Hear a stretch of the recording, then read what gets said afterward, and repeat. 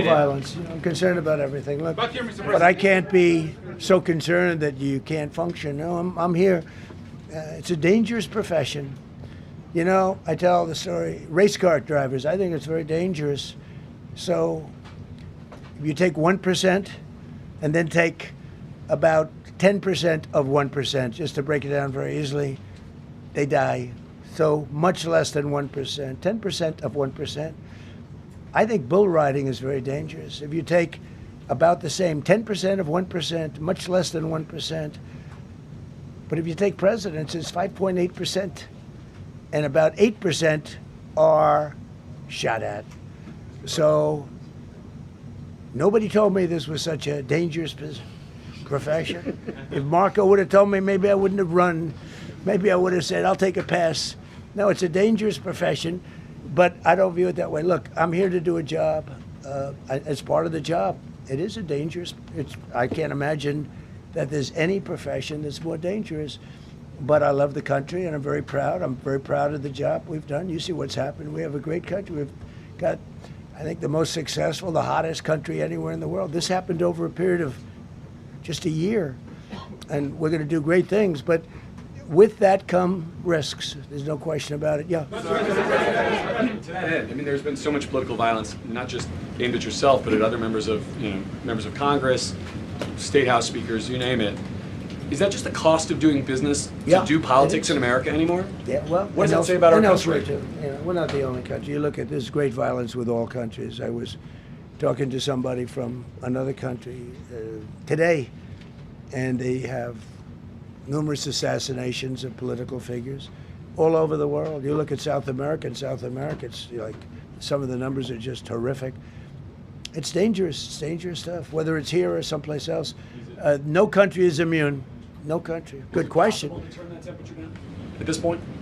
Well, probably if I decided to just not do much, you know, if I let everybody rip us off and take advantage of us. Look, we're leading the world in trade now. We're leading the world in the military. We're the greatest military in the world. I rebuilt it in my first term, and now we use it because we have no choice. We can't let, as an example, Iran, we can't let them get a nuclear weapon.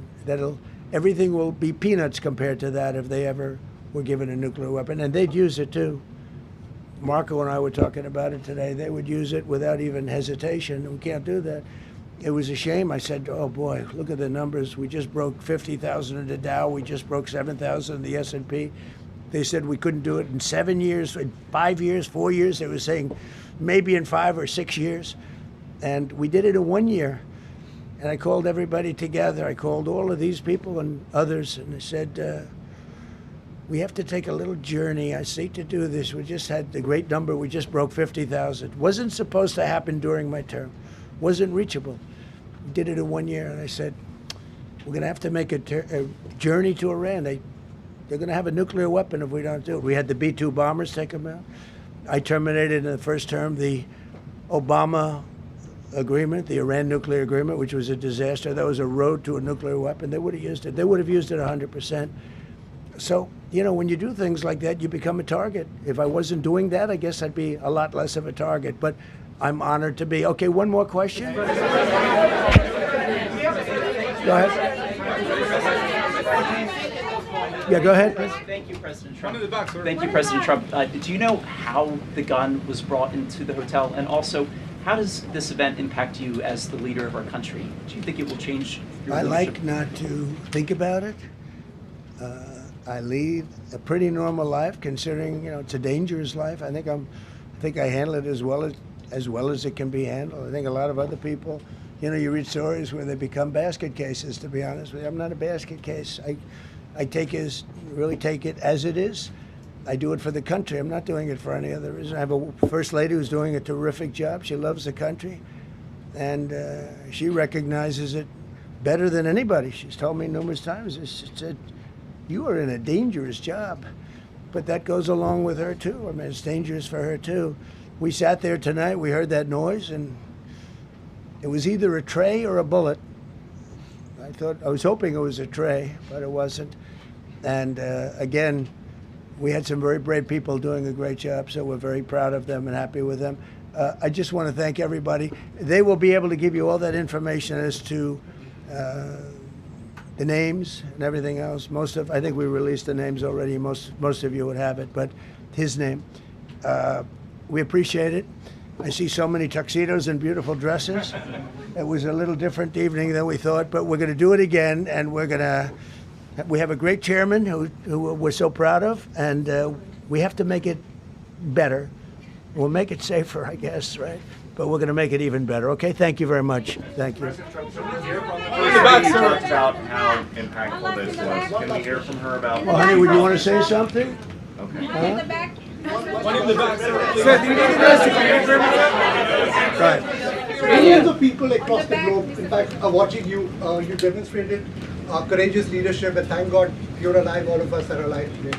What is the message that you want to give to the world that this should change? What corrective measures can we take from here on? So. Well, all you can do, look, I don't care how many people you have, how good they are. They can be the greatest people. You have the greatest security in history. If you have a whack job who's got a brain, but it's a little bit distorted or a lot distorted, they can make trouble. I would say, Pete, right? You know, they can make trouble. Some of these people are of genius level IQ, and they're nuts. So it can be trouble. So you do absolutely the best. You get the best. We have the best people. Well, look, it was proven tonight. He started running from 50 yards, and he was fast. He was like a blur on tape. He was moving. It was very impressive the way they got him, because a lot of people would be looking and saying, you know, it's like a weird feeling, and they would let him get through, but they didn't let him get through. They drew those guns so fast. They looked like Matt Dillon. They looked like somebody that knew what they were doing, and we really do. But it comes with the territory. And if you want to do a great job, I really believe that. And you take a look at what's happened to some of our greatest presidents, and it doesn't happen to people that don't do anything. And it's not going to deter me from winning the war in Iran. I don't know if that had anything to do with it. I really don't think so, based on what we know. But we're going to continue to do a great job. That's all I can do. Thank you very much. We'll see you.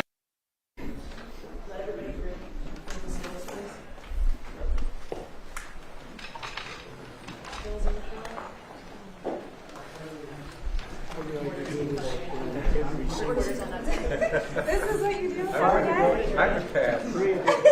How many times have you done that? Too many. To get used to it? Yeah, you get used to it. You have to be careful. Every question's a hit. With you, yeah. Imagine Travis grows up to be president of the United States of America, and you have a picture of him with President Trump when he's 2 years old. That would be historic. Could have a picture By the way, of President holding each other. Good guy. Are you all set?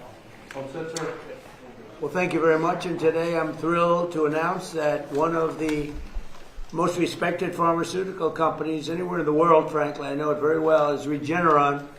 And it's agreed to offer their prescription medications at heavily discounted most favored nation prices. In other words, the numbers will come down at levels that nobody's ever seen before. The whole most favored nation thing that we've been able to do with Bobby and Maz and everybody behind me, Marty, has been incredible. It's the biggest price reduction in drugs in history. By itself, we should win the midterms, but it doesn't work that way, unfortunately. You know, it doesn't work that way.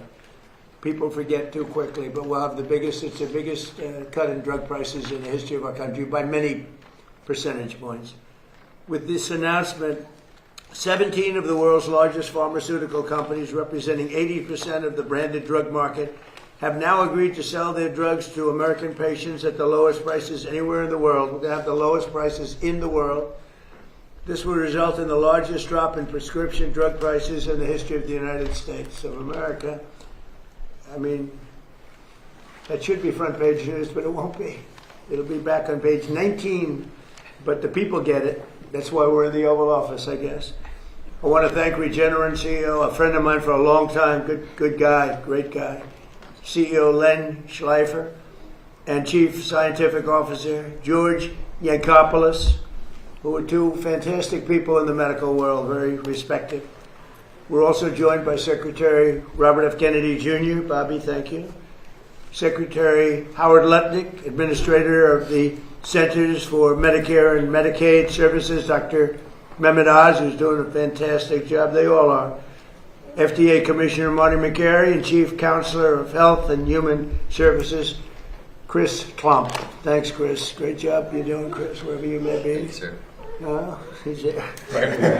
For decades, Americans have been forced to pay the highest prices in the world for prescription drugs by far. Prices that were many, many times what the rest of the world was paying. Because we had a president that didn't know what they were doing, or they weren't able to get other countries to agree to it. I was able to do that because I used tariffs. I said, if you don't agree to it, we're going to put tariffs on your country. And they said we would be honored to do it, sir, after telling everybody no, including me. But they agreed to do it. The United States is just 4% of the world's population, and consumers only 13% of all prescription drugs. Yet pharmaceutical companies have been making 75% of their profits from American customers. So think of that. With 4% of the population and doing only 13% of all prescription drugs, the companies make 75% made, I don't know, maybe, hopefully they continue, because actually it's not as bad for them as it sounds. In fact, many of their stocks are up, because actually when the price goes up on the one end, they make up for the price coming down in the United States. So it really worked out pretty good.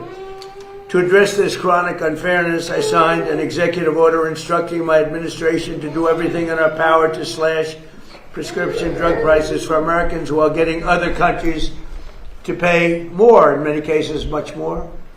But their other prices doubled, and sometimes they tripled, and ours would go down by 60, 70, 80%, even more. Today we're building on our unprecedented success with Regeneron committing to offer all new drugs moving forward at most favored nations prices. They'll make their current drugs available to Medicaid and MFN. That's most favored nation.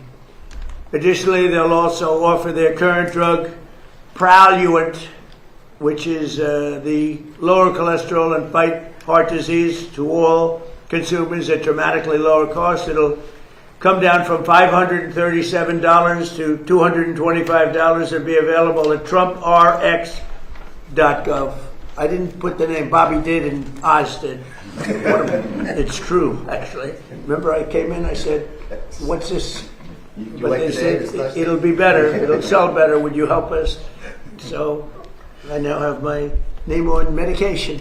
But it's doing great. I hear it's setting records, actually. I was watching the other day. Mark Cuban, of all people, said it's amazing what Trump has done with this. I can't believe when I heard him say that. I was sort of in a state of shock. But others have said it too. This whole thing it's turned out to be hot. So that's trumprx.gov. The company will also invest $27 billion to build up research and development and pharmaceutical manufacturing here in America, which is a big thank you very much. Today I'm also announcing that the FDA has just approved a new drug from Regeneron called Otarmany, a gene therapy curing a rare disease that causes deafness. You know, people are totally deaf, and it's amazing. I've seen some work on it. It's actually hard to believe. We're going to talk about it in a minute. Normally cures for rare diseases can cost millions of dollars, and really the results aren't that good. But in this case, I'm pleased to say that Regeneron will be giving this away for free for a period of time, for free. And here with us is 2-year-old Travis Smith. He was born deaf. Was he totally deaf, Joe? Pretty much, right? 100%. Wow. This is 100%. He was 100% deaf, but he took this miracle cure, and now he can hear his mom, Sierra, say, "I love you." And Sierra, could you maybe say a few words? That's really incredible. It's absolutely incredible. Regeneron works miracles. Yeah, he didn't know his name. He couldn't hear me tell him how much I love him. And now with Regeneron and this amazing surgery, he can listen to music, and he loves it, and he loves to dance, and He loves instruments, and I'm so proud of him. He's been so brave through all of this, and yeah, now he can hear, and he has a bright future ahead of him, and I'm so thankful to everybody on the Regeneron team. Oh, that's incredible. I mean, even the fake news has to be impressed with this. They'll find a way to make it a bad story. He doesn't hear perfectly, but he actually does. It's about 1% off. They'll figure a way. How are you going to do it? You got to explain. No, they're genius. They are genius. I respect them a lot. But I just want to thank you, Sierra. That's incredible. You and your family. Thank you for having us. He's a beautiful person, too. That's a beautiful boy. Thank you. Thank you. His life is a happier life? Oh, yeah, he is so full of energy and love now, and he was such a So you serious see baby. such a difference. Yeah, he was such a serious baby. And now before he's that, full it of was fun. he didn't. It's very tough for. Oh, for sure. He can't tell me what he wants or what he wants to eat or what he needs. And now he'll be able to do that. And Wow. it's life-changing. That's a great job they've done.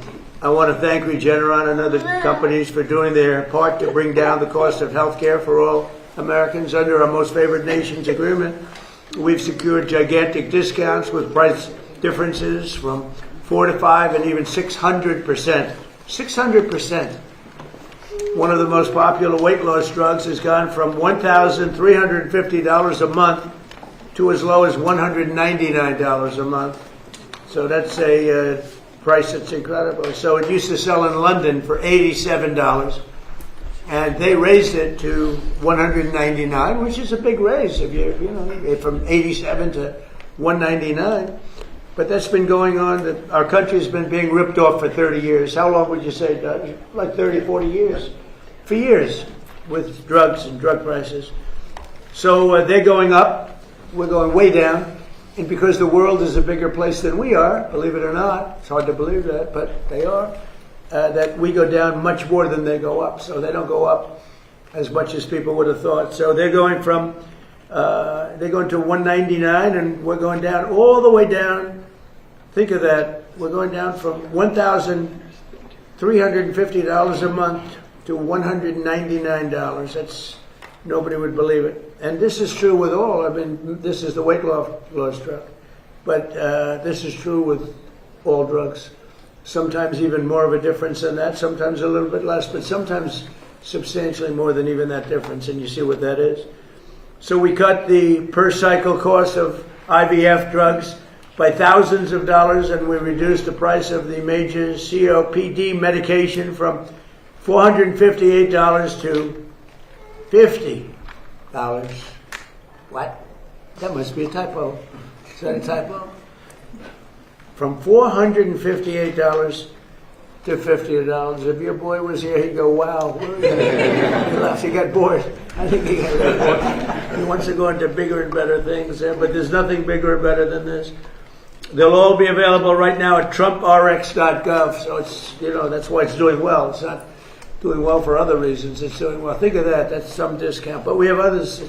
And these are all top companies and top medications. And I think in the end, we're going to have every company involved. We're almost there right now, but we're going to have every company involved. Trump RX has already received more than 15 million visitors, and every American should log on to check for massive discounts before they go to the pharmacy. It's setting a record. Nobody's ever seen anything like this. I've actually had many companies, I shouldn't tell you this, Bobby, but there have been many companies say, so we'd like to buy from you if you could. What? TrumpRx.com. I said, it's not for sale. It's not me. It's the government. The government owns it. I don't own it. But they're all impressed. These pharmaceutical companies, they said they've never seen anything like this. So it's fantastic. Now, I'd like to ask Secretary Kennedy to say a few words, and then we'll have Dr. Oz, the team at Regeneron, and Sierra. And Sierra, I'm so happy for you. And Chris Plump has been unbelievable, a real star. You don't know his name as much as some of the others, but he's a real star of the group. So, Bobby, please. Thank you. Thank you, Mr. President. I was reminded when the President was speaking of a conversation that I had yesterday with one of the Democratic senators who was questioning me during a hearing, and she was ridiculing President Trump for his math, and she was saying it's mathematically impossible to have a drug drop by 600% cost, which he had claimed. And I said, well, if the drug was $100 and it raised the price to $600, that would be a 600% rise. If it drops from 600 to 100, that's a 600% savings. And the president used that mathematical device to illustrate the magnitude of the theft that has been happening against our country and our people. As he said, we have 4.2% of the world's population. We take 13% of the pharmaceutical drug. We spend 80% of the biotechnology research in our country, and we provide 75% of the profits to the pharmaceutical industry. This is a ripoff that has irked him for 20 years. During his first term, he held the line on drug prices for the first time in history. He came back on this term and he said, we're going to lower them this time, no matter what. There's people in this room who are part of the White House staff who said, we can't do that. Oz and I said, we probably can't do that, but he harassed us. We were beleaguered. It was like Fort Apache. Dr. Oz would not answer his phone because he was calling all night long with the president on the line saying, get this done. And we brought in this amazing superstar, Chris Klump, and he negotiated these agreements that people said were impossible. I want to thank him for his leadership, Chris, and I want to thank George and Lynn, who are the co-founders of this company of Regeneron. Their generosity, their idealism, their love of this country, and their compassion for these children who are injured. Thank you. Thank you, Robbie. Amazing. It is amazing. And you're right, I took a lot of heat. I'd say 500, 600. But we also say sometimes 50%, 60%, different kind of calculation. 70, 80, and 90%. And people understand that better. But there are two ways of calculating it. But either way, it doesn't make any difference. Whether it's 60, 70, or 80%, nobody's ever heard of it. But it's also 500, 600, 700, depending on the way you want to look at it. So the way you word the calculation. It's either one. But Bobby, you're doing a fantastic job. We wanted somebody out of the box, and we got him, right? I would say we got him. And Bobby, he's a great guy, actually. So, Oz, how about saying a few words, please? So this has been an unprecedented process. The president insisted we deal with one critical number you should all remember, which is that 1 in 3 Americans, when they go to the drugstore, after they've seen a doctor, will often leave empty-handed because they cannot afford the medications they're picking up. So affordability was the main word the president would use in many of those phone calls. He wanted it to be done fairly. We created a partnership with the pharmaceutical industry that was remarkable in that it pushed 17 massive companies into the fold to try to do deals, again, unprecedented, that would allow us to claim that they were giving the most favored nation pricing to this country, to the American people. The president would not take no for an answer. We got 16 companies in, but not the 17th. How many times do you think we spoke about the 17th company? Too much. 17. He said 17. He wanted to be 17. Whatever math you want to make, 16 is not 17. There's a reason that the 17th company was delayed. That's why they're here today. It's that beautiful young boy you saw earlier. When you can save a child's hearing, and Mr. President, we talked about a lot of numbers. Secretary Kennedy quoted 100%, 600%. It's hard to beat free. Free is the best price, and that's the starting price with the president oftentimes, and that's what this wonderful company's agreed to. I want to applaud TrumpRx.gov, a remarkable site created by Joe Gebbia. Ed Korstein has done a wonderful job with 0 glitches, serving more than 10 million individual unique Americans so far.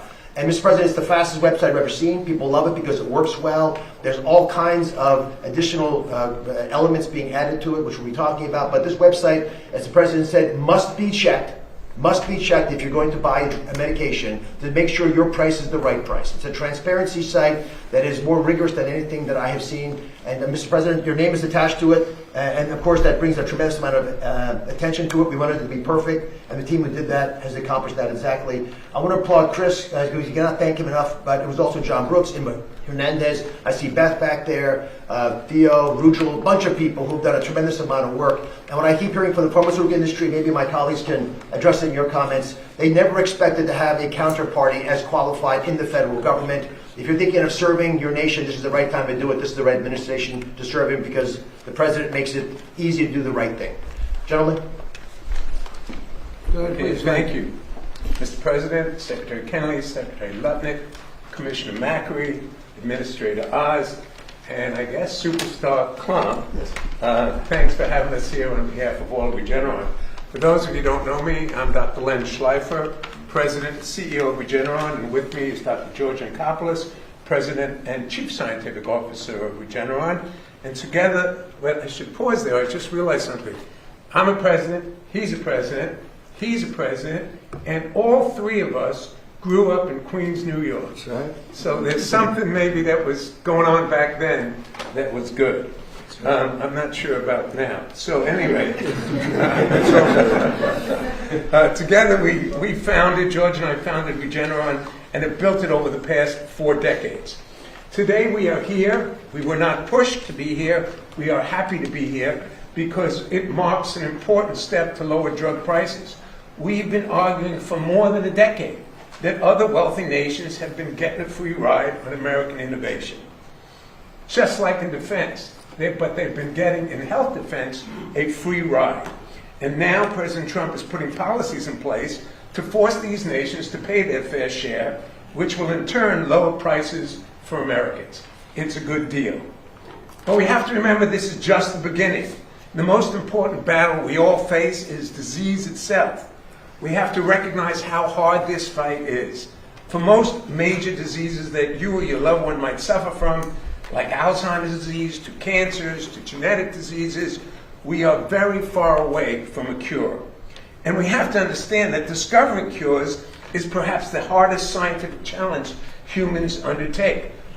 Much harder than getting to the moon, not that we don't like that, but much harder than even getting to Mars or making the next generation of cell phones or electric cars. Hard like staring into the unknown for years, sometimes decades, with no guarantee that anything you're doing will ever make a difference for somebody like Travis. Regeneron is a great example of both the difficulty of the challenge, but also of the potential reward. We spent 25 years and billions of dollars, not millions, billions of dollars before we produced our first important medicine, or even earned our first profit. Maybe we should have been or might have been fired, but we stuck with it. Our relentless commitment to disruptive innovation ultimately turned us into one of the most productive biotechnology companies in history. We have produced, thanks to George and his team, new medicines at the rate of about 1 important medicine a year for the last 15 years, including truly miraculous advances impacting millions of lives. And we have 2 people here who are living proof. Mr. President, when you were ill with COVID, it was Regeneron's monoclonal cocktail that you affectionately dubbed the Regeneron. We love it. And that helped save your life.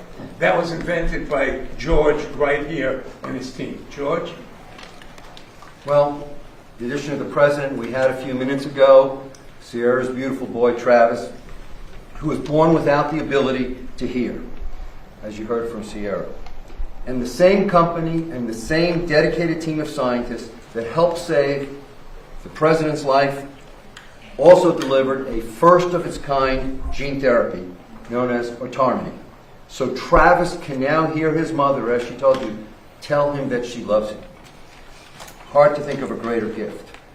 And just like you, Mr. President, who made our antibody treatment for COVID free for all Americans and thus saved many lives, we have made the decision, the unprecedented corporate commitment, to provide this first-of-its-kind gene therapy for hearing loss free to all the children in the United States who can benefit from it.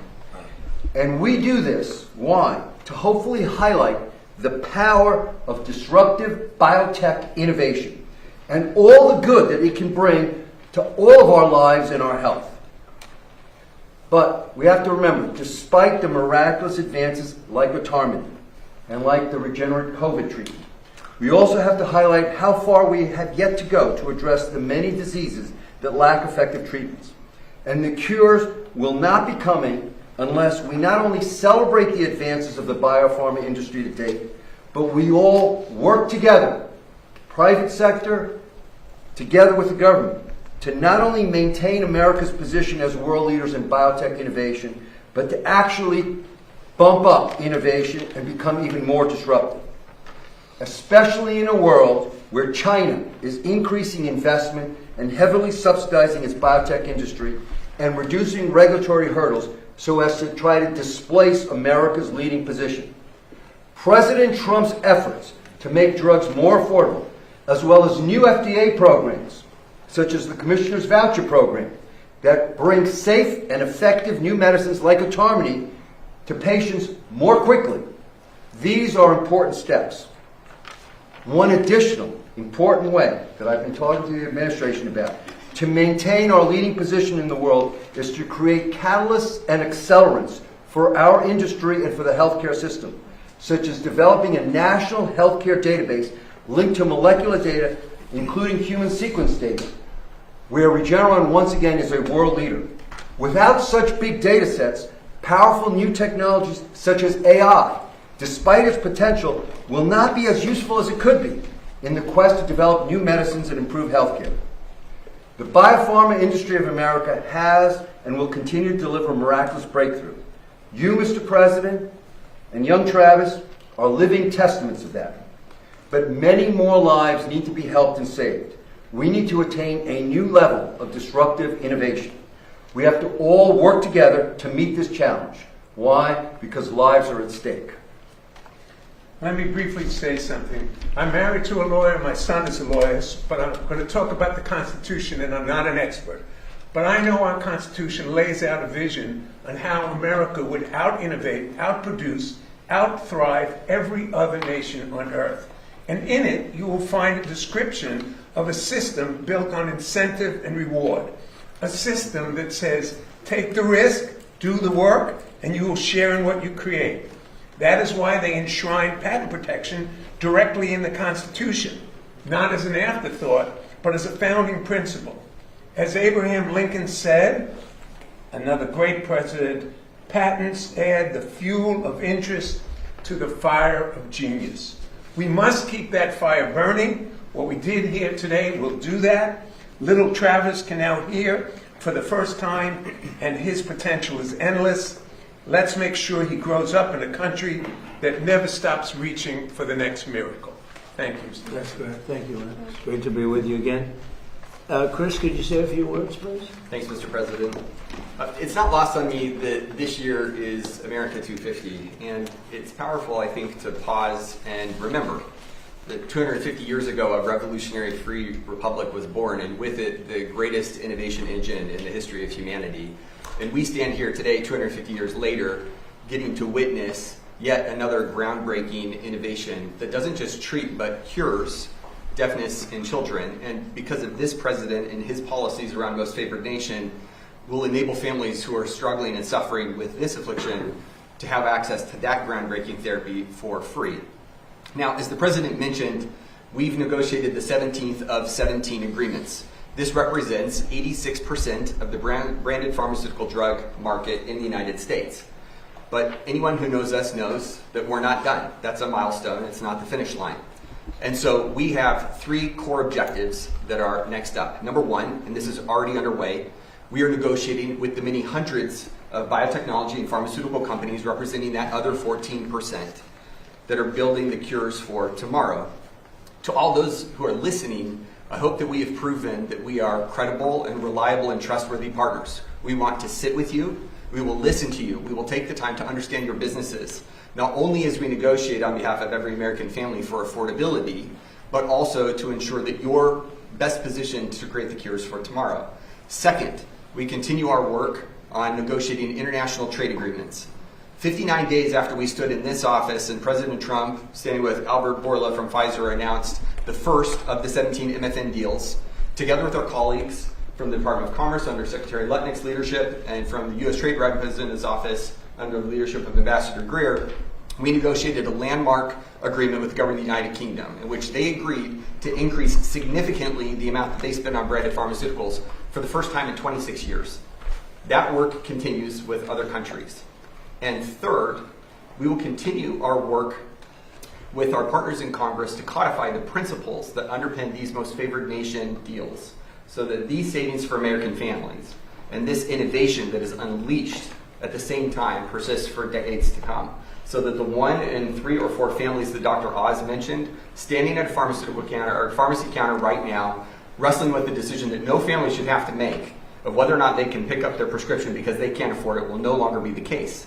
And at the same time, we know that there are roughly 20,000 known diseases in the world, and we have a treatment or a cure for fewer than a quarter of those.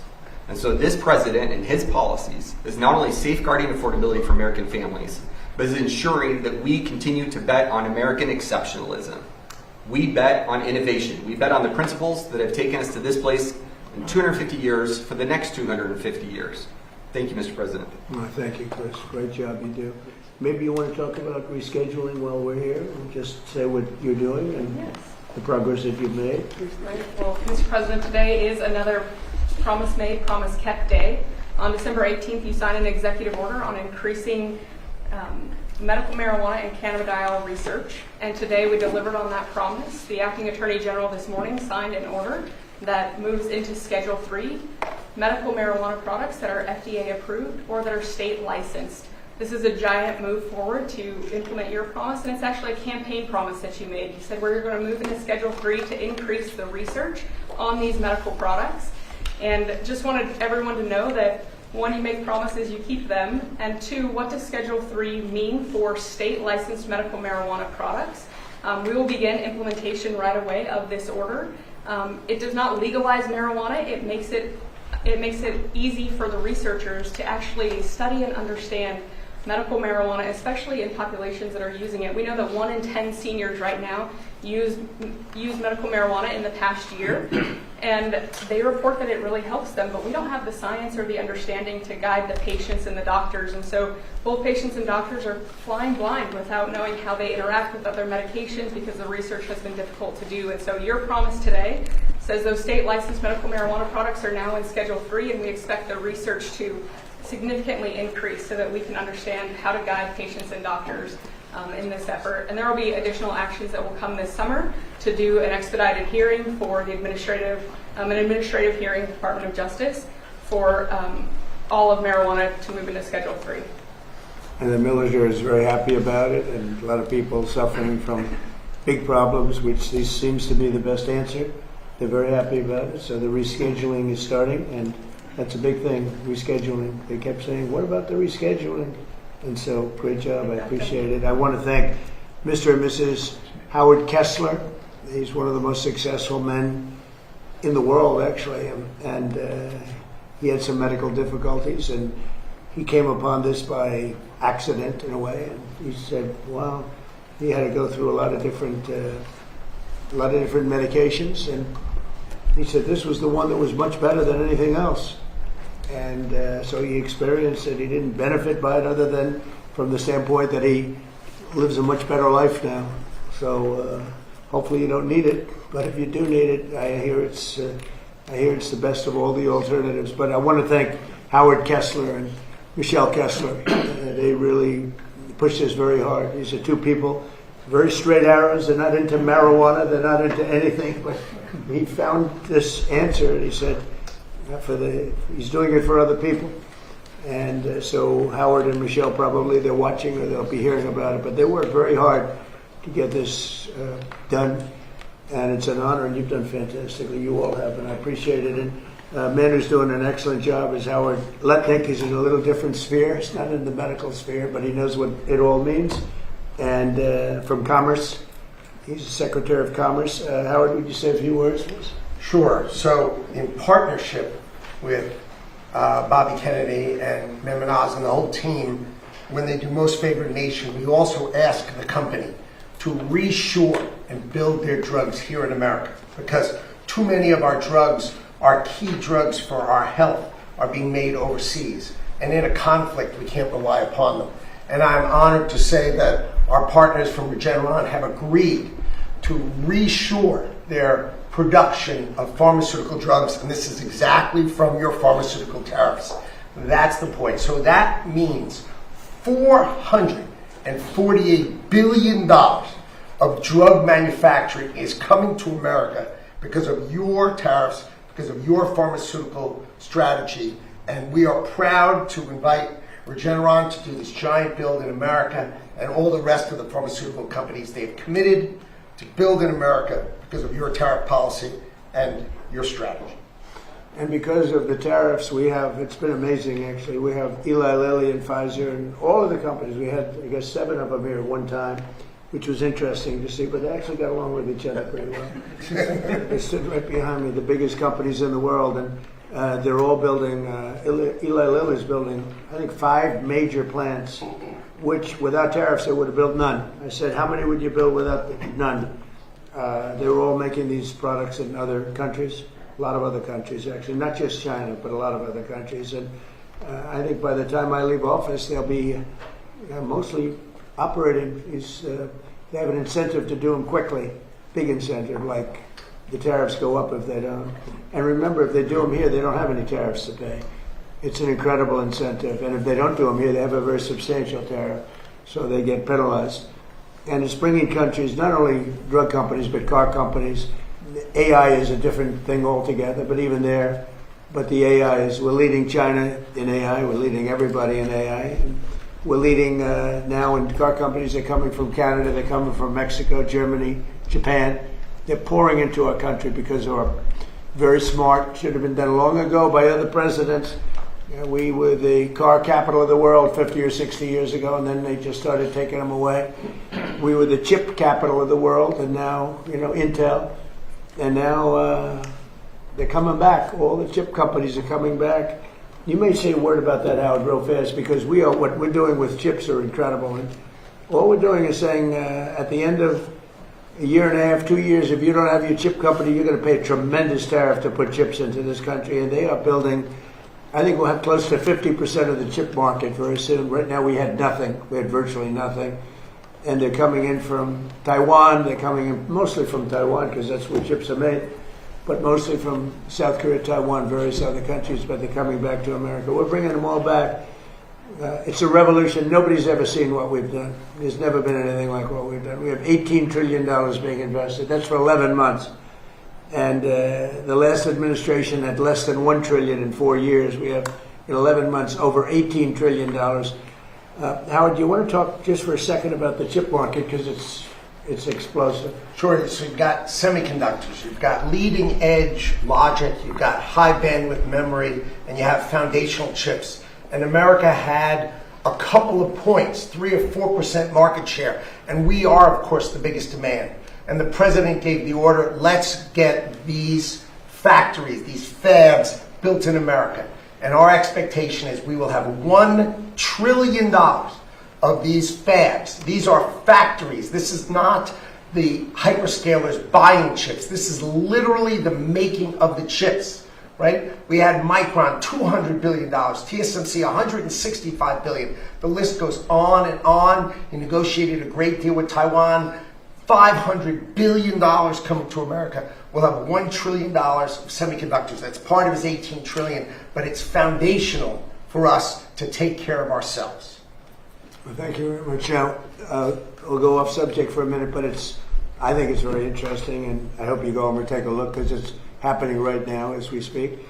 But first, if you look outside, so we had flooring outside, we had slate, and it was coming to pieces. It's been there since the early 1940s. And it's a path to the Oval Office. It's a path to the West Wing, and it was terrible. It was broken, bad shape. The whole White House has been in bad shape. It's right now in better shape than it is. I think the day they built it, this is better right now. But we're putting magnificent new granite. It's called charcoal. It's black granite against the white, beautiful white walls. We've stripped all of the paints off. We had 200 years of paint, and we've redone it, and it's beautiful. And you can see the building, but you can also see the columns, everything else. But we're replacing, and they're working right outside if the press wants to go and take a look at what they do. Really pros. You see the large slabs of black granite. Granite is rated as, this particular granite, over 1 million year life. As an example, concrete gets rated for about 200 years if you get very high grade. This is it's rated over. Can you imagine? Nature produces something better than you can make. So it's very interesting. It's a beautiful job they're doing. And It's highly polished granite in the areas you don't walk on, and it's called flame finished. The areas that you do walk on, there's no slip. So it's a beautiful job, and it's going up nice. And if you want to take a look outside the window, so that's replacing a stone that was here from the early 1940s, a little before that. And you'll see the ramp too. We're keeping the ramp. That was for FDR. He needed a ramp, as some people would know. And in his honor, we're leaving it. I wanted to leave it. It means something. The other thing that we're doing that's taking place right now is the Lincoln Memorial has a beautiful reflecting pond or lake. They call it a pool, lake, and pond. Everything is different, but the word reflecting is a good term. It was built in 1922, and it was built out of granite and various stones on the bottom, and it never looked great because that's not really meant to be a stone that's underwater for that much of a period of time. It's about 1.5 to 2 feet deep. You all know it well. That's where Martin Luther King gave his great speech, and he had 1 million people, and I had the same exact crowd, maybe a little bit more, but they said I had 25,000 people on July 4th. I have pictures of Martin Luther King's crowd, my crowd, it's the exact same, everything, but it was 70 years difference. The exact same crowd, but I actually had more people, but that's okay. They gave him 1 million people. They said 1 million people. I had 25,000 people. So, but these are the things that you get with we had on July 4th a few years ago, first term. So you have this reflecting lake pond is incredible, but it was terrible. The condition, you all know it. A friend of mine came from Germany to see me, and he said, "Oh, we went over. It's so sad." What's sad? This is a number of months ago. He said, "It's filthy, dirty. The water's disgusting looking. It's not representative of the country." And I said, "Well, I'm going to have to go take a look because Secret Service doesn't let you just walk around too freely, actually." And I went over there with Secret Service in tow, and I said, "Isn't that a shame? It's terrible." And so they had bids from the Biden administration, Sleepy Joe, and they had bids for years. They were going to do something to fix it, but they never got it done. And it's so important for our country. Everybody knows this. It covers the Washington Monument, Lincoln Memorial. It's in between. It's 2,200 feet. That's taller than any building in the world if you lay it down on its side. Think of it, 2,000. That's a long, over 2,000 feet long. Such would be many swimming pools, many, many, many stacked up together. But it would be the equivalent of the tallest building in the world, plus laid down on its side. So it's very big. It's very wide, actually. It looks narrow because it's so long. And so the pricing was coming in over the years, but it came in sort of recently that it was going to cost $301 million to fix it. It was going to take 3.5 years. So they had to take all the granite out, which is there again, 1922. And it was leaking like a sieve. You couldn't keep water, couldn't keep anything. Granite's not the right stone for that. Right stone for that, but not for that. And I said, I have an idea. It's $301 million. It was going to take 3.5 years. So remember those numbers, $301 million. This is a business study. And it was going to take 3 to 3.5 years. And over the years as a developer, I've probably built more than 100 swimming pools, different buildings I built. And I have some really good pool builders. I also had some really bad ones, but we took care of them. They didn't last too long, Howard. But I've had some really good ones, some very talented people. They're great people. I have such great respect for contractors that are good and such disdain for contractors that are bad. They charge you more money and they give you a bad job, but we don't accept it. But over the years, I've had 3 or 4 really good ones, and I took the best of the 3. I had all 3 go, but I ended up taking the best. And I said, "Would you take a look at this? It's 2,200 feet long." He said, "What do you want me to look at?" I said, "Have a little swimming pool. Think of it as a swimming pool." I said, "Oh, how big is it?" I said, 2,200 feet by 167 feet wide. He said, "That's the biggest swimming pool." He said, "I've been doing this for a lot of years, sir. I've never heard of a pool like that." I said, "Well, you'll see, it's a reflecting pool." And very famous, very big signal and very important for Washington, D.C., where we, by the way, have almost no crime, I have to say. That's maybe more important than talking about this. We have crime down from a tremendously high, one of the worst in the country.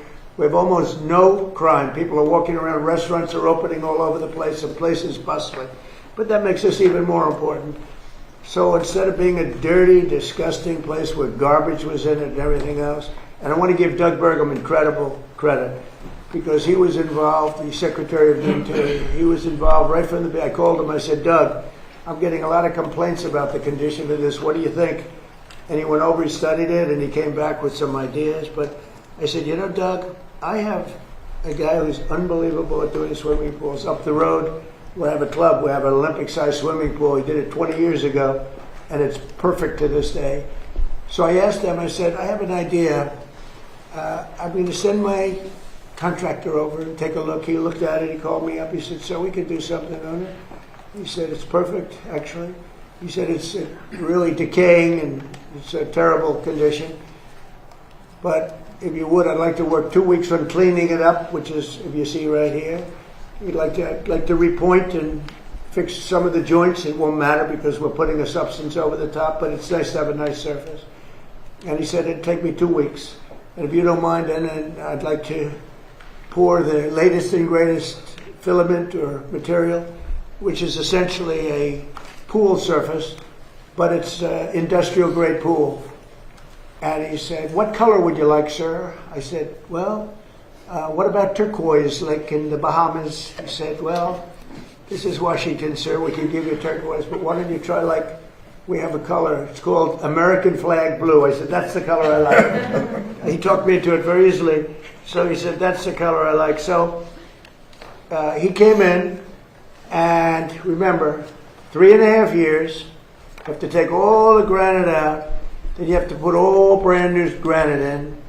Take years to do it. Over 300 million. Our job will take 1 week. It will cost about $1.5 million. And people said, wow. And here's the only difference, because somebody said, well, the difference is, no, the difference is this is much better. This will last 30, 40, 50 years. And if it didn't, you do it again quickly if you want. So it's being done now, and I think you'd find it really amazing to go take a look. So here it is. You see the trucks. He's got scrapers and all sorts of equipment to make the stone as good as possible without removing it. So we're using the existing surface, so we don't have to spend millions of dollars in demolition. And he said, much better to leave the stone than it is what's underneath. They're afraid to look. And so you see it's beautiful, clean, it's ready to be taken care of. Here's a sign that we put. And so Doug Burgum and myself are involved in that. But when you take a look at the surface, we have it in good shape. And they just started today putting down the material. It's a machine. It lays it very evenly, beautiful. It goes from one side to the other. It'll take about 3 days. And you're going to end up with a beautiful, beautiful reflecting pool the way it's supposed to be. Much better than it ever was, actually. It'll stay clean. We even have robots that go in it, and they ride around the bottom and they clean it like a swimming pool, but these are a much higher level. This is industrial grade, and it's really beautiful. So you're going to have a beautiful pool, and you'll have it for July 4th, long before July 4th. Instead of taking 3.5 years, we're taking a week. And instead of spending $301 million, we're spending less than $2 million. And I think it's a great business story, because there are many things like that I see. I mean, not maybe to that extent, but there are many things like that I see. I often talk about the pen. This pen's better than the one that they used to give away for $2,000. I won't go on a long story about that, because a couple of people said, he kept talking about the pen. No, I gave you the whole history of it. Actually, many people found it interesting, and some people thought I was doing too much of a weave. But actually, with this pen, for $3, $5, $2, whatever the hell it costs, is better than the one for $1,000 to $2,000 that you used to hand away. So that's the short version of it. I like the short version better. But the long version is this one. So this is an an amazing thing that's happening, and this is a big, big beautification. In addition to that, the sidewalk areas around it, which were done in granite, similar granite to that, actually not as nice as we have here, to be honest with you, but you know, the people that did it weren't in the world of real estate like I am. But they have good granite, circling it, and we're going to repoint it, meaning we're going to caulk it up and repoint it, make it good. And we're going to also sandblast it. It'll be like brand new. So we're going to have, in another couple of weeks, we're going to have the most beautiful reflecting pool between the Washington Monument and the Lincoln Memorial that you've ever seen. And I hope the media can go over and maybe watch them do it, because I think it's very exciting. And so a fraction of the cost and a fraction of the time, and you get a better product than you could ever get the other way, and it'll be beautiful. And as he said, it will be American flag blue. Any questions, please? Yes, sir. Could you talk a little bit about why your Navy Secretary was fired yesterday, sir? He's a wonderful guy. He just put out a statement about him. He's a very good man. I really liked him, but he had some conflict with, not necessarily Pete, with some other. He's a hard charger, and he had some conflicts with some other people, mostly as to building and buying new ships. I'm very aggressive in the new shipbuilding, and somehow he just didn't get along with them. He's an excellent guy. I think he would have gotten along great with me. I didn't really deal with him too much, but he's I consider him to have done a very good job. I put out a nice statement about him. You got to get along, especially in the military. You got to get along, you know. And some people liked him, some people didn't, and that's usually the truth about everything. But I found him to be a very good man, and I liked him a lot. On the war with Iran, how long are you willing to wait until you get a Well, don't rush response? me. Don't rush me, Jeff. Guys like you want to say, oh. So we were in Vietnam like for 18 years. We were in Iraq for many, many years. We're in for all the, I don't like to say World War II because that was a biggie, but we were 4.5, almost 5 years in World War II. We were in the Korean War for 7 years. I've been doing this for 6 weeks, and their military is totally defeated. They're outside of the little wise guy ships. I call them the wise guy ships, the little boats that they have running around with guns in them. We'll take them out too when we see them. But their Navy is gone, their Air Force is gone, their anti-aircraft is gone, all of their anti-aircraft machinery is gone. Maybe they loaded up a little bit during the 2-week hiatus, but we'll knock that out in about 1 day if they did. We've done an amazing job. Their leaders are gone. Their leaders are all gone. Part of the problem is that, that's why I can't really answer your question, they have all new leadership and they're fighting like cats and dogs for who's going to control. Because we've created a real mess for them, but they've created a mess for the world over the last 47 years. They've killed a lot of our people. When you see a soldier, a young person, or now an older person, but a person without legs or without arms or with a face that got blown to pieces, most likely it was from Iran. It was Soleimani who I killed. Soleimani loved the roadside bomb. He was an evil genius. He was a brilliant general. Probably we wouldn't be as far advanced had I not taken him out. That was the beginning of it all. And then I ended the Obama horror show. The nuclear transaction that he made was horror. It gave him a road to the, you call it, what the deal that he did, the Iran nuclear deal, was so bad. It gave him a road to a nuclear weapon. And I will tell you, I deal with him. You cannot give Iran a nuclear weapon. This is all about a nuclear weapon. They cannot have the nuclear bomb, and they're not going to have the nuclear bomb. So we've taken out their military. We've hit about 75% of our targets. We stopped a little early because they wanted to have some peace. And we have a blockade that's 100% effective. And they're getting no business. And as you know, they're not doing well economically, financially. They're not doing any business because of the blockade. They want to make a deal. We have been speaking to them, but they don't even know who's leading the country. They're in turmoil. They're in turmoil. So we thought we'd give them a little chance to get some of their turmoil resolved. But, I hope the fake news, people like you, I hope the fake news are going to be able to write about it accurately, because when you say, oh, they're fighting very well, they're not fighting well. They've been obliterated, Jeff, obliterated. 159 ships are in the Navy. You know how many ships are at the bottom of the sea, Jeff? 159. So, you know, and if you read the New York Times, the failing New York Times, subscriptions are way down, as you know. That's because people don't believe this stuff anymore.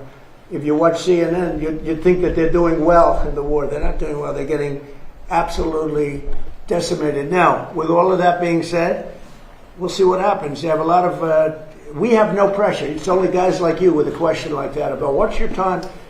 We've been doing it for 5.5 weeks. But sir, it's actually been 8 weeks that the U.S. now has been involved with Iran. You had initially said it would be 4 to 6 weeks. Well, I hope that, but I also took a little break. I gave them a break. And remember this, I want to make the best deal. I could make a deal right now. Do you know that if I left right now, we had a tremendous success. It would take them 20 years to rebuild, but I don't want to do that. I want to have it everlasting. I want to have it where they never have a chance to get it. I mean, the way you asked that question, yeah, I did say it. I thought it would take 4 to 6 weeks, and I was right. Because at the end of 6 weeks, at the end of 4 weeks, their military was decimated. So are you saying? But now what I'm doing, I can't tell you that. I don't want to put that kind of a timetable on it, but it'll go pretty quickly. And we'll have the strait opened up. Now, right now, we have it closed. We have total control of the strait. And the fact that it's closed, you know, they would have opened it up 3 days ago. They came to us and they said, we will agree to open the strait. And all my people were happy. Everybody was happy except me. I said, wait a minute, if we open the strait, that means they're going to make $500 million a day. I don't want them to make $500 million a day until they settle this thing. So I'm the one that kept it closed. We have total control of it. And it'll open when they make a deal or something else happens that's very positive. Well, what do you say to the American, what do you say to the American people who question how much longer this will take? Obviously, we know that they are having You're such a disgrace. Did you hear what I just said? Vietnam. How many years was Vietnam? I understand, sir. But how many years was Vietnam? Well, I did my. I took the country out militarily in the first 4 weeks. I took it out militarily. Now what we're doing is sitting back and seeing what deal. And if they don't want to make a deal, then I'll finish it up militarily with the other 25% of the targets. We've hit 78% of the targets that we've wanted to hit. We've knocked out their manufacturing. We've knocked out their missile production. We've knocked out their drone production. We've knocked out everything. In some cases, when I say knocked it out, 70, 80, 90%. It's amazing what we've done. So I've done that within that period of time that I mentioned, but I don't want to rush myself, you know, because every story says, oh, Trump is under time pressure. I'm not, no. You know who's under time pressure? They are. Because if they don't get their oil moving, their whole oil infrastructure is going to explode. You know what that means? Because they have no place to store it. And because they have no place to store it, if they have to stop it, something happens that only Len can explain. Something happens underground that essentially renders it in very poor shape, and you never recover fully. You can recover 50, 60%, but you can never have it like it is right now. And they have a matter of days before that event takes place. So I'm not under any pressure whatsoever. We've never had so much ammunition. Our ships are loaded. I call them locked and loaded. They're locked and loaded. They're ready to go. We have much higher quality equipment than we did when we first started the war. And or the military operation, whatever you want to call it. And they're coming to us. The problem they have is they are very disorganized right now. Well, now yesterday, and I was very pleased with this, 8 young women were going to be executed yesterday afternoon at 6 o'clock. And I asked them, call it a favor or call it just a moral request that they not be executed, and they came back with an answer that they won't be executed. They're going to release. It was protesting. 8 beautiful young women, very young women, and their pictures are in the paper, and it's been a story for a little while. And I saw that, and I said, let's see if we can save them. And it was very nice what happened. So they're not going to be. What they're doing is, as you know, they're releasing 4 of them very shortly, and they're going to keep 4 of them in jail for a period of 1 month and release them, so they won't be executed. Yeah. So if you're asking for more time to sort out negotiations, I'm not asking you for more time. I'm not asking for them. No. But if you need more time, I'm not asking anybody for more time. if you need more time, does that mean Americans should anticipate spending more on gasoline for the foreseeable future? For a little while. And you know what they get for that? You know what they get for that? Iran without a nuclear weapon that's going to try and blow up one of our cities or blow up the entire Middle East. You want to see what shock would be? And I have to be honest, the stock market is at an all-time high right now. Right. I thought it would have been down 20, 25%. But you wanted to drive prices down Wait, this can year. I finish my question, wise guy? Stock market's at an all-time high right now.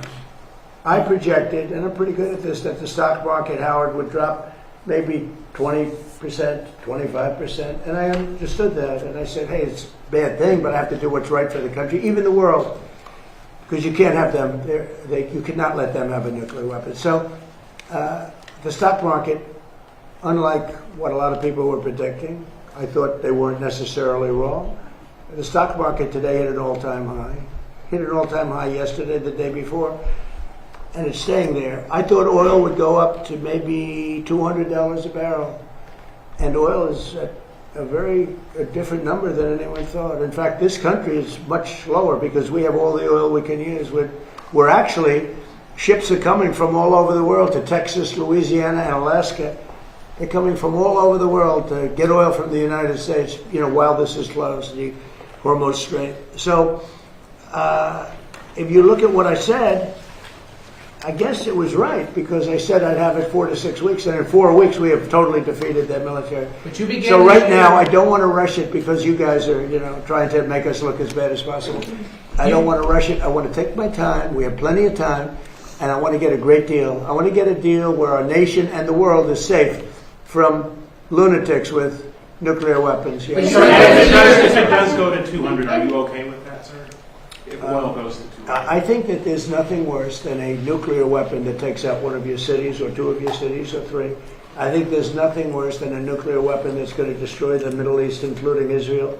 I think there's nothing worse than Europe being under attack by people that have missiles now that reach Europe. As you know, they don't reach us, but they reach Europe.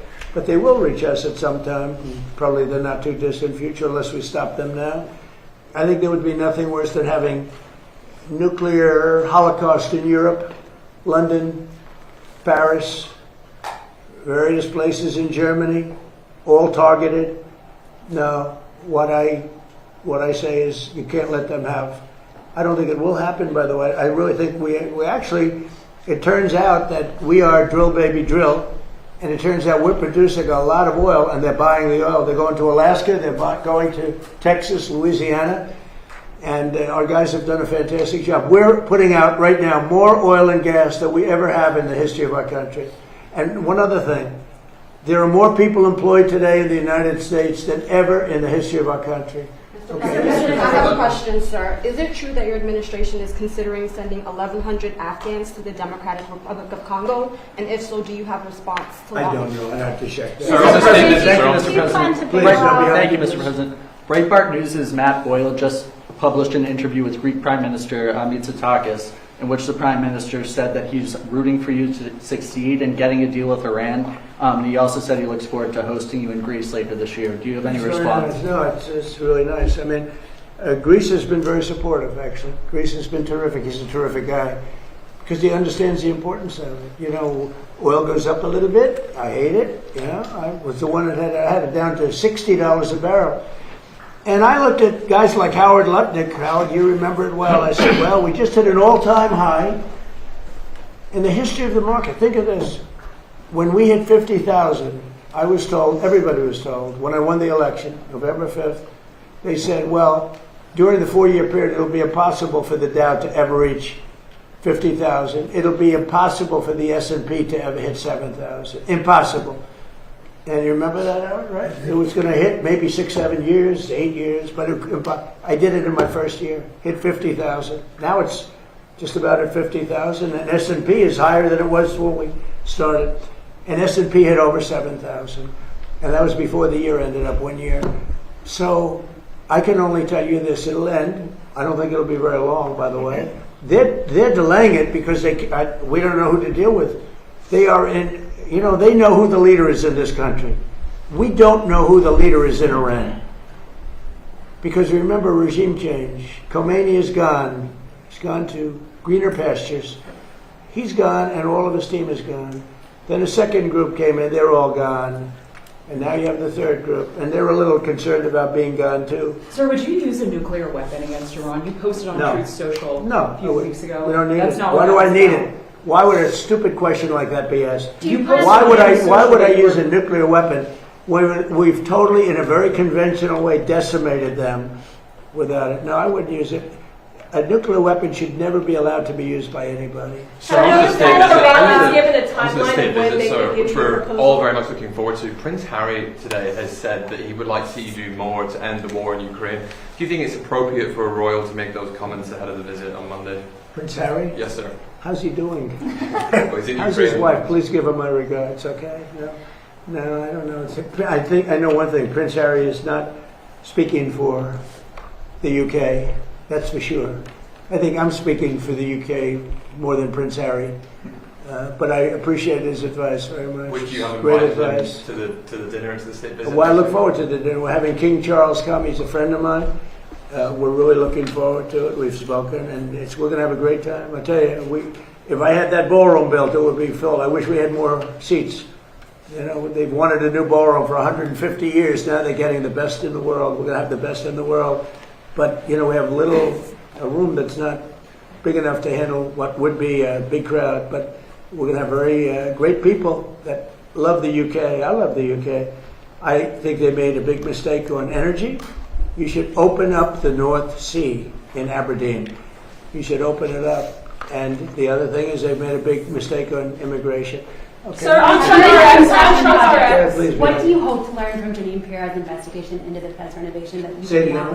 What do you hope to learn from the Janine Pirro's investigation into the Federal Reserve's reservation that you did not learn when you visited the site yourself last year? Well, look, the Federal Reserve building is a small building. They're going to be in there by the time it opens, in my opinion, for $4 billion. I built a hotel down the road for $201 million that I believe is bigger than the Federal Reserve building. $201 million. The ballroom, I'm going to have the ballroom from $300 to $400 million, depending on finishes, like marbles, the quality finishes. We'll go top of the line. But that's a much bigger project. When you look at the fact that they've taken this beautiful building and destroyed it, they've taken down the beautiful ceilings with eagles. They've taken down the walls that are 1.5 feet thick, masonry. You couldn't hear from office to office. They ripped it all down. They ripped down, because Kevin Warsh, who's terrific, said, gee, the saddest thing is they ripped down the nicest building in Washington for boardrooms and all. Did you know about that building? They ripped it down. It was beautiful. The boardroom building, it was beautiful, and they ripped it down. And probably because it cost so much to fix it. So I would have done that job for $25 million had money left over. It's going to cost more than, in my opinion, it's not going to open for a long time. Kevin may not be able to have an office. I'm going to have to get him an office. Can you give him an office? Yes, space. Bobby, do you have some space over there, please? Yeah, we have a lot of space. But he has more than you think. But we're going to have Kevin sitting right next to you, Bobby. But it may not open for a long time. I looked at it the other day. It's a see-through. See-through, that means the walls aren't even up yet. This is after years and years of construction. And somehow, you have to find out what went wrong. That a small building, I could have done it for $25 million that had money left over. It would have been beautiful. That a small building can cost $4 billion. It may never open. It may never open. And we have to get to that. On top of that, he's been terrible on interest rates because he should have lowered interest rates. That's why I call him Jerome Too Late. Too Late is his nickname. Jerome Too Late Powell. He likes me a lot. Thank you very much. Thank you, Fred. Thank you, Fred. Thank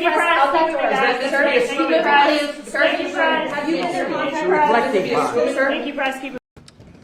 This was an event dedicated to freedom of speech that was supposed to bring together members of both parties with members of the press. And in a certain way it did, because the fact that they just unified. I saw a room that was just totally unified. It was in one way very beautiful, a very beautiful thing to see. A man charged a security checkpoint armed with multiple weapons, and he was taken down by some very brave members of Secret Service, and they acted very quickly and have just released, for purposes of transparency, clarity, I've ordered it to be put out. You probably have it by now. Put out on Truth and put out on many other platforms. A tape showing the violence of this thug that attacked our Constitution, and also showing how quickly Secret Service and law enforcement acted on our country's behalf. Really did a great job. One officer was shot, but saved by the fact that he was wearing obviously a very good bulletproof vest. He was shot from very close distance with a very powerful gun, and the vest did the job. I just spoke to the officer, and he's doing great. He's in great shape. He is has very high spirits, and we told him we love him and respect him, and he's a very proud guy. He's very proud of what he does, Secret Service agent. And we looked at all of the conditions that took place tonight, and I will say, you know, it's not a particularly secure building, and I didn't want to say this, but this is why we have to have all of the attributes of what we're planning at the White House. It's actually a larger room, and it's much more secure. It's drone-proof, it's bulletproof glass. We need the ballroom. That's why Secret Service, that's why the military are demanding it. They've wanted the ballroom for 150 years for lots of different reasons, but today's a little bit different, because today we need levels of security that probably nobody's ever seen before. But everyone owes a tremendous debt of gratitude to the courage of law enforcement, the law enforcement, and working with the D.C. police, and we just spoke with the mayor. And when we're finished, the police chief is going to take over and discuss it also from their viewpoint. But they also performed exactly as they were supposed to, and you see the attacker in different positions, but you also see the attacker totally subdued and under control. So as you know, this is not the first time in the past couple of years that our republic has been attacked by a would-be assassin who sought to kill. In Butler, Pennsylvania, less than 2 years ago, you all know that story, and in Palm Beach, Florida, a few months after that, we came close. We really had, again, we had some great work done by law enforcement. But in light of this evening's events, I ask that all Americans recommit with their hearts in resolving our difference peacefully. We have to resolve our differences. I will say, you had Republicans, Democrats, independents, conservatives, liberals, and progressives. Those words are interchangeable, perhaps, but maybe they're not. But yet everybody in that room, big crowd, record-setting crowd. There was a record-setting group of people, and there was a tremendous amount of love and coming together. I watched, and I was very, very impressed by that. But First Lady and I were taken very well care of, very quickly, rushed off the stage. Vice President J.D. Vance, who's here, was likewise beautifully done. He was just saying how quickly everybody acted, law enforcement, Secret Service in particular in this case, but law enforcement. Marco had the same thing. Pete was there. Pete didn't want any help. He didn't want anybody to help him. He doesn't want anybody to help him, but he did get some, didn't you? And I think you also said that it was very impressive. So with that, I'd like to ask Todd Blanche to come up, say a few words, and tell you it's already underway. The man has been captured.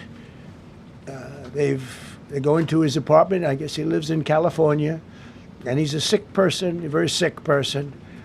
And we don't want things like this to happen. I think it's very important that I say, though, and I told the representatives of the evening, they did such a beautiful job. It was such a beautiful evening. And again, they're talking about free speech in our Constitution. That's what it's all about, not just White House correspondence. It was really based on free speech in our Constitution. But I said very importantly that we'll do it again within the next 30 days, and we'll make it bigger and better and even nicer. So I just want to thank everybody that was involved. I also want to thank the press, the media. You've been very responsible in your coverage. I will say I've been seeing what's been out. You've been very responsible. So Todd Blanche, I'd like to say a few words. I know we're going to have cash, and then you're going to go on. We can ask. I guess we can take a couple of questions. I want to thank the First Lady for. That was a rather traumatic experience for her. There was a lot of action taking place up there very quickly. But again, the response time was really incredible. And we're going to reschedule. We're going to do it again. We're not going to let anybody take over our society. We're not going to cancel things out because we can't do that. We wanted to stay tonight. I will tell you, I fought like hell to stay. But it was protocol. They said, please, sir, because they didn't know there was a lot of action going on, and they didn't know could there be probably a lone shooter, but we'll find out. We'll find out very quickly. They have it very well under control. So I want to thank everybody very much. And Todd Blanche, please. Thank you very much, Mr. President. Tonight you saw the very worst and the very best of this country. You saw the very worst by the actions of that coward that the President just talked about. But you also saw the very best because you saw law enforcement do exactly what they're supposed to do. And you'll see the videos come out, I expect, very shortly, and you'll see law enforcement do exactly what we want them to do. And so I echo what what President Trump just said, that we are extraordinarily grateful and appreciative of the men and women of law enforcement that did their jobs tonight, including one who was injured. This investigation is ongoing. I expect you will see charges filed shortly. The charges should be self-evident given the conduct, but as you'll hear, there will be multiple charges surrounding the shooting, around the possession of firearms, and anything else that we can get on this guy. The investigation is obviously ongoing and just started. There is federal law enforcement already working on search warrants and doing their job, and I don't want to get ahead of them and don't want to get ahead of the work that they're doing even as we speak. Director Patel and I were just on the crime scene a short while ago, and everybody in this room should rest assured that the Metropolitan Police Department, the FBI, Secret Service, everybody's on the scene doing their job. I know that the police chief is going to give an update from the scene as soon as we're finished here, and I obviously will lead the details of what they have learned to him. But in the meantime, I just want to thank everybody in this room for the courage. And I want to thank President Trump for his words, and I promise you, justice will be served. Thank you. Director Patel. Thank you, General. Thank you, Mr. President. The President's absolutely right. You saw the best resolve of American law enforcement because you, Mr. President, inspire them 24/7, 365. You give them the resources that they need, and they know that you have their back. And that is a changing dynamic in this country, and that's why you saw brave Secret Service agents respond immediately, swiftly, subdue and take down the suspect, and safeguard the lives of thousands of individuals at that hotel. Thanks to our interagency partnership with the Department of Homeland Security and the Metropolitan Police Department, the FBI was rapidly deployed onto the scene, took over the evidence response unit, is examining all the ballistics that were found on scene to include the long gun and the shell casings. We are conducting witness interviews as we speak. You will hear from our team on the scene there with the mayor and the head of the FBI field division there. But please know what the Attorney General has just said reigns no truer. You saw the very best of America tonight. The very best unite us at a time of uncertainty, because we have leadership here with the President and the Vice President that backs law enforcement, and the men and women that I shook their hands on the scene today could not have been prouder to show up on scene. And as the Attorney General said, make no mistake, we are conducting witness interviews. If you have any information whatsoever related to this event, 1-800-CALL-FBI, 1-800-CALL-FBI. No piece of information is too small. No piece of information is inadequate. We will evaluate it all. We will also be conducting interviews of those that were there. And if any of those individuals have information, please come forward to law enforcement or the FBI or the Metropolitan Police Department. We will be examining this individual's background thoroughly. That process has already started, and we are going to ensure that he was either a lone wolf actor or anyone else that was responsible. We will analyze all evidence immediately to make sure that we safeguard this country. Mr. President, Mr. Vice President, thank you for your leadership. Attorney General and Homeland Secretary Marlin, thank you for your partnership in law enforcement. Thank you, Ken. Okay, we'll do a couple and then we go to the chief. Madam Chairman, I just want to say you did a fantastic job. What a beautiful evening, and we're going to reschedule. Okay? And after that, it's very tough for her to ask a killer question, right? But you have done a fantastic job. Please. Mr. President, I appreciate it. As you mentioned, it all happened so quickly. Yeah. And I wonder, especially because unfortunately you have experience with these sorts of threats. In that moment, when you realized there was a threat and service agents were telling us to get down, can you describe what was going through your mind, how you were feeling in that moment? That's a very good question, actually. It was, it's always shocking when something like this happens. It's happened to me a little bit, and that never changes. The fact, we were sitting right next to each other, First Lady on my right, and I heard a noise and sort of thought it was a tray. I thought it was a tray going down. You know, I've heard that many times, and it was a pretty loud noise. And it was from quite far away. He hadn't breached the area at all. They really got him. But, so it was quite far away, but it was a gun. And some people really understood that pretty quickly, other people didn't. I was watching to see what was happening. Probably should have gone down even faster. Melania was very cognizant, I think, of what happened. I think she knew immediately what happened. She was saying, "That's a bad noise," and we were whisked away along with other people, but we were really whisked away.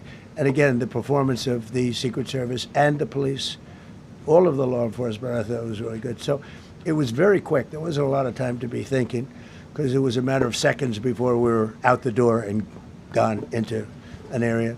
We very much, and you wanted to too, we very much wanted to continue it, because I don't like to let these sick people, these thugs, these horrible, horrible people, change the fabric of our life, change the course of what we do.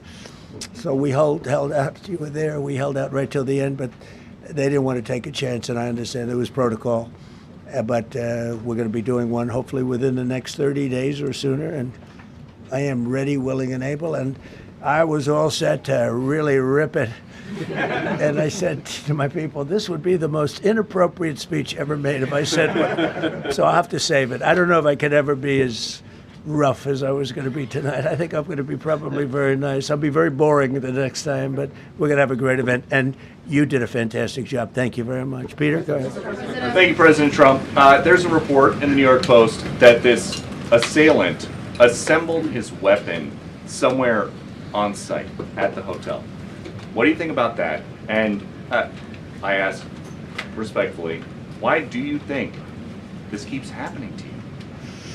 Well, you know, I've studied assassinations, and I must tell you, the most impactful people, the people that do either, whether it was an attempt or a successful attempt, they're very impactful people. Just take a look at the names there, the big names. And I hate to say I'm honored by that, but I've done a lot. We've done a lot. We've taken this country, and we were a laughingstock for years, and now we're the hottest country anywhere in the world. We've changed this country, and there are a lot of people that are not happy about that.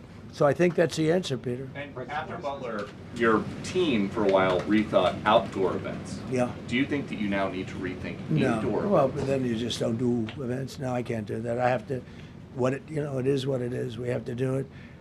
The room was very, very secure. You know, he charged from 50 yards away, so he was very far away from the room. And what did you think when you saw the video of how fast he was running? He was moving. He was really moving. And the reaction time was great. Boy, those guys, they had their guns drawn literally, by the time he was there, they were shooting. That's right. I thought they were very impressive. And if I didn't, I'd let you know, I'm not going to be, I would not stand for that. No, I thought they were very impressive. Thank you, President Trump, and thank you for updating us on the Thank you. suspect earlier. Were you aware of any threats? Was your team aware of any threats beforehand? And do you believe you were the target of this tonight? I guess. I mean, these people they're crazy. They're crazy, and you never know. He was very far away from me. He had to go through a lot.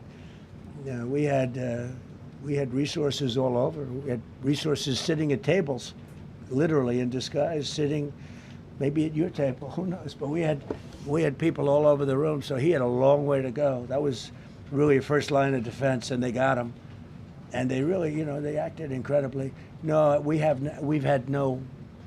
was no notification. We had no idea. Go ahead, Do you know Kevin. any political motivations from this? Well, you never know. Now, we'll be able to tell you that maybe by tomorrow or the next day. He's in custody, and they're asking him a lot of questions. I guess they're going over, Todd, and they're already at his apartment. He lives in California. Yes, sir. And they're over there, so they'll be able to tell you. Thank you, Caitlin. President Trump, did the suspect say anything, or was he wearing anything that would allege some type of motive here? No, I mean, he was a guy who looked pretty evil when he was down. They had him down. He was fighting hard. He was, in my opinion, a sick person. Who would do that but a sick person? But I think you're going to find everything about him. No reason to talk about it now. But tomorrow at this time, long before this time, you're going to know a lot of things about him.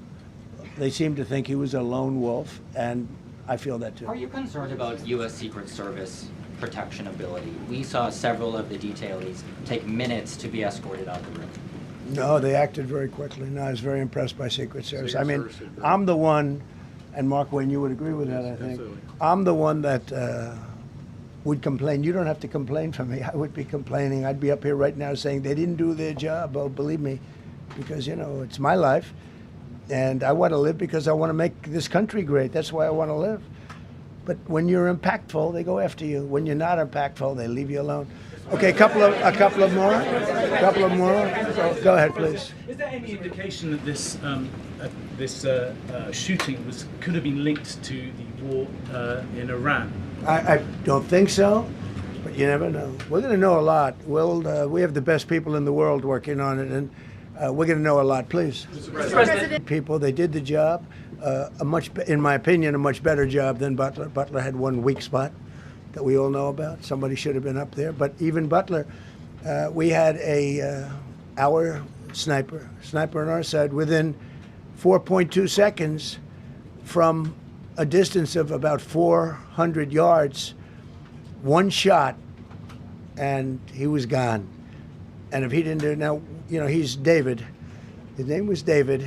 I say, hello, David, every time I see him. David, I like you very much, David. But think of that. Now, if he doesn't hit him, and he hit him right between the eyes from 400 yards without any notice, nobody knew. He heard a sound. He looked over, and there was actually a tree that was somewhat in his way. You know the story very well. And he aimed, he fired, and if he didn't do that, beyond me, you would have had a lot more people killed. We lost one great person and two people very badly hurt. They're okay now. But no, that was, so in a sense, that was pretty amazing, the job they did. But they did have that one weak spot. As you know, they should have had that covered. Tonight they had everything covered very quickly. And he was fast. He was running full blast, and they got him before they got any further. I was very far away. He hadn't anywhere close to breach the doors of the ballroom. The ballroom was sealed, and everybody in there. That's why once those doors opened, they didn't want to do tonight. If the doors weren't opened, we could have probably done it tonight, but I think we're much better off rescheduling. Yeah, please. Mr. President, for you and perhaps law enforcement as well, what is the level of confidence that this was a lone actor, and has the suspect made any statements to police while in custody? Yeah, I think it's just it's not my profession. We have great professionals up here and outside that have been working with us. My impression is he was a lone wolf, whack job. These are crazy people. And they have to be dealt with. We had that in the second attempt, as you know, and he's spending life in prison. Because if you let him out, they'll probably, if he serves 10 years or 15 years, you let him out, he'll probably try it again with somebody else. They're sick people. We have a lot of sick people. But you're going to know, I think very shortly, you're going to know, Todd, a lot about him. You're going to know a lot about him. Yeah, a couple of more. Yeah, please, go ahead. Are you concerned about political violence? This could be politically motivated. All violence. I'm concerned about everything. Look, Back here, Mr. but I President. can't be so concerned that you can't function. No, I'm here. It's a dangerous profession. I tell the story, race car drivers, I think it's very dangerous. So if you take 1% and then take about 10% of 1%, just to break it down very easily, they die. So much less than 1%, 10% of 1%. I think bull riding is very dangerous. If you take about the same, 10% of 1%, much less than 1%. But if you take presidents, it's 5.8%. And about 8% are shot at. So nobody told me this was such a dangerous profession. If Marco would have told me, maybe I wouldn't have run. Maybe I would have said, I'll take a pass. No, it's a dangerous profession, but I don't view it that way. Look, I'm here to do a job. It's part of the job. It is a dangerous, I can't imagine that there's any profession that's more dangerous. But I love the country, and I'm very proud. I'm very proud of the job we've done. You see what's happened. We have a great country. We've got, I think, the most successful, the hottest country anywhere in the world. This happened over a period of just a year, and we're going to do great things. But with that come risks. There's no question about it. Yeah. To that end, there's been so much political violence, not just aimed at yourself, but at other members of Congress, state house speakers, you name it. Is that just the cost of doing business to do politics in America anymore? Yeah, well, what does that say about our country? Elsewhere too. We're not the only country. You look at this great violence with all countries. I was talking to somebody from another country today, and they have numerous assassinations of political figures all over the world. You look at South America, it's like some of the numbers are just horrific. It's dangerous stuff, whether it's here or someplace else. No country is immune. No country. Good question. Is it possible to turn that temperature down at this point? Well, probably if I decided to just not do much, if I let everybody rip us off and take advantage of us. Look, we're leading the world in trade now. We're leading the world in the military. We're the greatest military in the world. I rebuilt it in my first term, and now we use it because we have no choice. We can't let, as an example, Iran, we can't let them get a nuclear weapon. Everything will be peanuts compared to that if they ever were given a nuclear weapon, and they'd use it too. Marco and I were talking about it today. They would use it without even hesitation. We can't do that. It was a shame. I said, oh boy, look at the numbers. We just broke 50,000 in the Dow. We just broke 7,000 in the S&P. They said we couldn't do it in 7 years, in 5 years, 4 years. They were saying maybe in 5 or 6 years. And we did it in 1 year. And I called everybody together. I called all of these people and others, and I said, we have to take a little journey. I see to do this. We just had the great number. We just broke 50,000. Wasn't supposed to happen during my term. Wasn't reachable. We did it in 1 year, and I said, we're going to have to make a journey to Iran. They're going to have a nuclear weapon if we don't do it. We had the B-2 bombers take them out. I terminated in the first term the Obama agreement, the Iran nuclear agreement, which was a disaster. That was a road to a nuclear weapon. They would have used it. They would have used it 100%. So, when you do things like that, you become a target. If I wasn't doing that, I guess I'd be a lot less of a target. But I'm honored to be. Okay, one more question. Go ahead.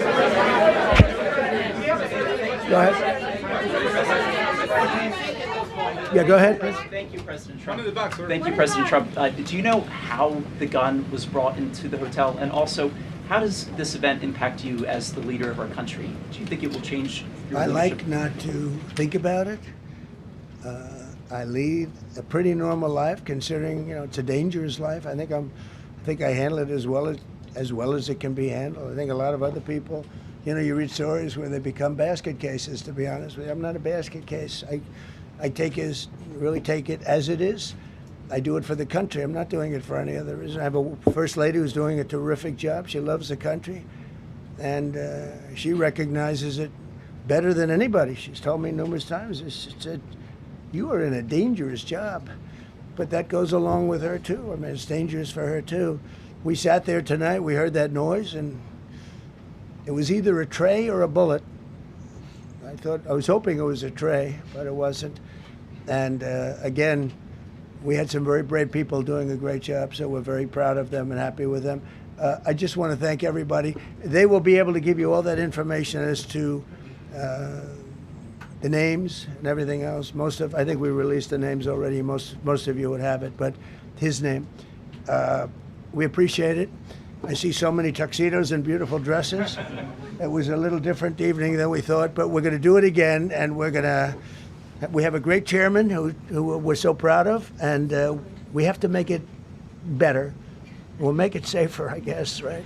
But we're going to make it even better. Okay, thank you very much. Thank you. About how impactful this was. Can we hear from her about? Well, honey, would you want to say something? Okay. One in the back, sir. Right. Millions of people across the globe, in fact, are watching you. You demonstrated courageous leadership, and thank God you're alive. All of us are alive today. What is the message that you want to give to the world that this should change? What corrective measures can we take from here on? So. Well, all you can do, look, I don't care how many people you have, how good they are. They can be the greatest people. You have the greatest security in history. If you have a whack job who's got a brain, but it's a little bit distorted or a lot distorted, they can make trouble. I would say, Pete, right? You know, they can make trouble. Some of these people are of genius level IQ, and they're nuts. So it can be trouble. So you do absolutely the best. You get the best. We have the best people. Well, look, it was proven tonight. He started running from 50 yards, and he was fast. He was like a blur on tape. He was moving. It was very impressive the way they got him, because a lot of people would be looking and saying, you know, it's like a weird feeling, and they would let him get through, but they didn't let him get through. They drew those guns so fast. They looked like Matt Dillon. They looked like somebody that knew what they were doing. We really do, but it comes with the territory. And if you want to do a great job, I really believe that. And you take a look at what's happened to some of our greatest presidents, and